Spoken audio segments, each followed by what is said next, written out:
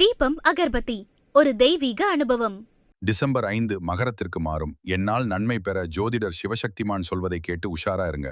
இனி நன்மைகள் உங்கள் செயலில்தான் இருக்கு. மீனராசி நேயர்களே, உங்களுக்கு உண்டான ராகு கேது பேச்சு பலன்கள்ல ராகுவை பற்றி மட்டும் தான் சொல்ல போறேன். இது ஒரு எச்சரிக்கை பதிவு தான்.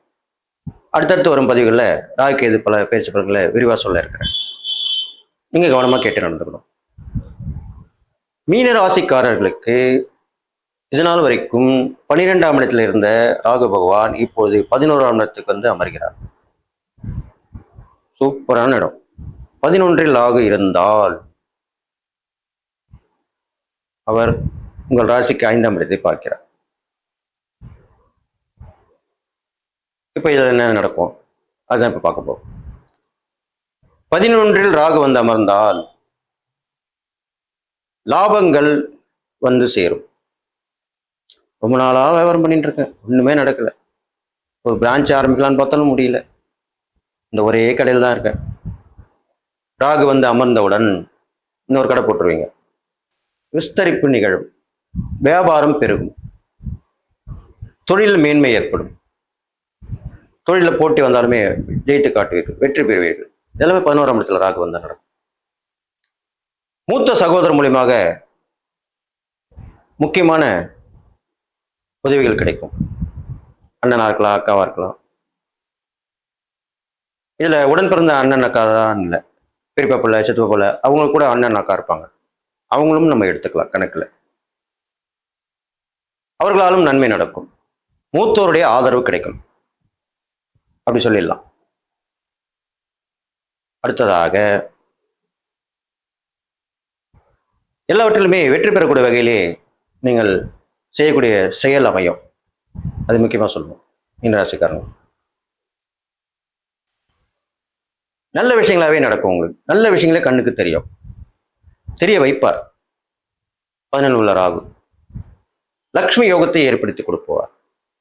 லக்ஷ்மி யோகம் என்ன?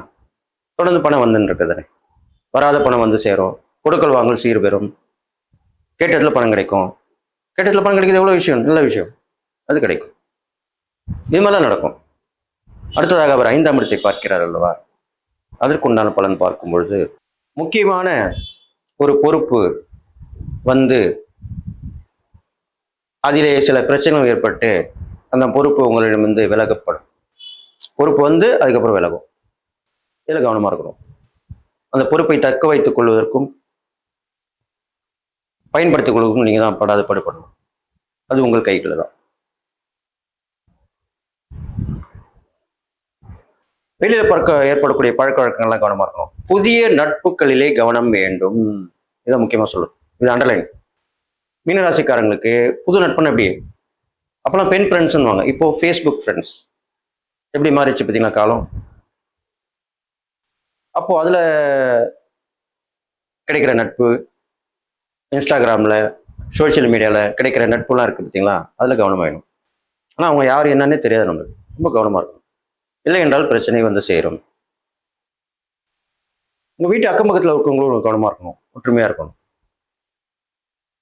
பிள்ளைகள் வழியிலே கவனமா இருக்கணும். பிள்ளைகள் திசை மாறி செல்வதற்கு வாய்ப்பு இருக்கிறது. ஆனந்தால் பெண்ணாலும் பிள்ளையோ பொண்ணும் படிச்சுனே இருப்பாங்க, திடீர்னு ஃப்ரெண்ட்ஸோட வேற மாதிரி போயிடும். சமயத்துலாம் கேள்விப்பட்டிருப்பீங்க. இந்த ஆசையில ஊர் விட்டு ஊர் வந்தோம் ஃப்ரெண்ட்ஸோட சேர்ந்து அப்படின்லாம் சொல்லியிருப்பாங்க. இவங்களை பார்க்க வந்தோம், சினிமாவில் இருக்கவங்கள பார்க்க வந்தோம், இல்லை எனக்கு ஒரு ஃப்ரெண்டு கிடைச்சது அவங்கள பார்க்க வந்தோம், ஏமாத்திட்டாங்க, இப்படிதான் கேள்விப்பட்டிருக்கோம். இதெல்லாம் நடக்கும். அப்போ நீங்கள் கவனமாக இருக்கணும். அது இல்லாமல் முன்னோடைய ஆசீர்வாதம் கிடைப்பதற்கு பாடுபட வேண்டும். இப்போ அதுக்கு என்ன பண்ணணும்? புண்ணியஸ்தல யாத்திரை நீங்களே நியமித்து போயிட்டு வரணும். இன்ன வரைக்கும் போகாமல் தான் போயிட்டு வரலாம். காசி, ராமேஸ்வரம், கயா, ஹரித்வார், ரிஷிகேஷ், இது மாதிரிலாம் போயிட்டு வரலாம். இதில் ஏதாவது ஒன்று கூட போயிட்டு வரலாம். எல்லாமே போயிட்டு வரணும்னு இல்லை. முன்னோருடைய ஆசீர்வாதத்தை விரும்பி பெற வேண்டும். அதுதான் அப்படி சொல்லியிருக்காரு. அம்மன் வழிபாடு, புற்றம்மன் வழிபாடு, நாகாத்தம்மன் செவ்வாய் வெள்ளிக்கிழமையில வணங்கி வழிபட்டு வரலாம். பெரும்பாலும் பரிகாரத்திற்கு சனிக்கிழமையிலே ராகு காலத்திலே புற்றம்மன் அல்லது நாகாத்தம்மன் கோயிலுக்கு சென்று கருப்பு உளுந்து வைத்து 4 அகல் தீபம் வைத்து நல்லெண்ணெய் ஊற்றி திரி போட்டு தீபம் ஏற்றி வர வேண்டும். நவகிரகத்தில் உள்ள ராகு பகவானை அபிஷேகாரம் செய்து வழிபட்டு வரலாம். அவருடைய பாடல்கள், ஸ்லோகங்கள், காயத்ரிகள் எல்லாம் சொல்லலாம். ஒருத்தரை பற்றி நம்ம சொல்லிக்கிட்டே இருந்தாலும், அவரை துதிச்சிக்கிட்டு இருந்தாலோ, பாராட்டி இருந்தாலோ அவர் மனசு சந்தோஷப்படும். அது மனிதர்களாக இருந்தாலும் சரி, தெய்வங்களாக இருந்தாலும், கிரகங்களாக இருந்தாலும், எல்லாவற்றுக்குமே அது பொருந்தும்.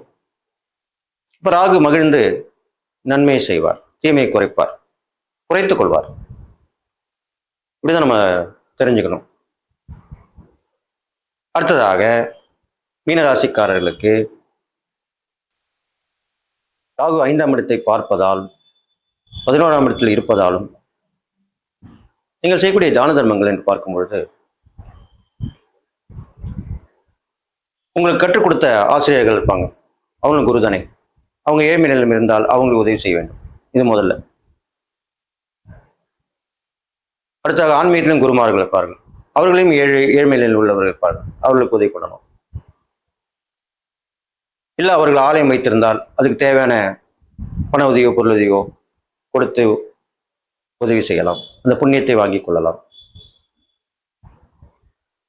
இது எல்லாவற்றையும் விட கடலில் தொழில் செய்து வியாபாரம் செய்து மீனவர்கள் சொல்றோம் இல்லையா, அவர்களுக்கு, மீனவர்களே நல்ல நிலைமையில் இருக்கிறவங்களும் இருக்காங்க, கஷ்டப்படுறவங்களும் இருக்காங்க. கஷ்டப்படுபவர்களுக்கு சரியா மீனே கிடைச்சிருக்காது, படகு இல்லாமல் இருந்திருக்கும், இல்லை திடீர் ரிப்பேர் ஆயிரும், போன இடத்துல மீன் கிடைக்காது, வருமானம் இல்லாமல் போயிடும். அப்படிப்பட்டவர்களுக்கு கண்டிப்பாக நீங்கள் உதவ வேண்டும். அந்த மீன்களுக்கு உணவை கொடுத்து வரலாம். குளத்தில் இருக்கிற மீன்களுக்கு, கடலில் மீன்கள் நம்ம தேட முடியாது, குளத்தில் இருக்கிற மீன்களுக்கு உணவு கொடுத்து வரலாம். வீட்டிலே மீன் வளர்த்து அதற்கு உணவு கொடுத்து வரலாம். இதெல்லாம் செய்து வரலாம்.